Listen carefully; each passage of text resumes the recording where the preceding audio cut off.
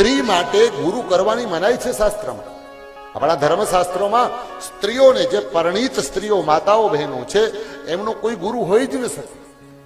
તમને કોઈ કદાચ સાચી વાત કહેતું હોય કે નહીં, પણ શાસ્ત્ર એમ કહે છે સ્ત્રીનો ગુરુ કોણ? તમને જેને મંગલસૂત્ર પહેરાવ્યું ને એ જ તમારી કંઠી. તમારે બીજી કંઠીઓ પહેરવાની હોય જ નહીં. જ્યાં જુઓ ત્યાં બાયુ ગાંડી થઈને સંતોની વાહે દોડે અને પછી બધી ઉપાધિઓ થાય છે. એ તમારો ધણી છે, ની તમારો ગુરુ છે. એ મંત્ર આપે જપવાનો, બીજા મંત્રો હોય જ નહીં. દૂરથી નમસ્કાર કરી લેવાના. આ પછી જે સમાજમાં બધું આ સમાચારો આવે ને, આપણે સાંભળીને પછી સંતોની ઉપર વાતો કરીએ કે આમ કર્યું તેમ કર્યું. ગુનો સંતોનો છે જ નહીં.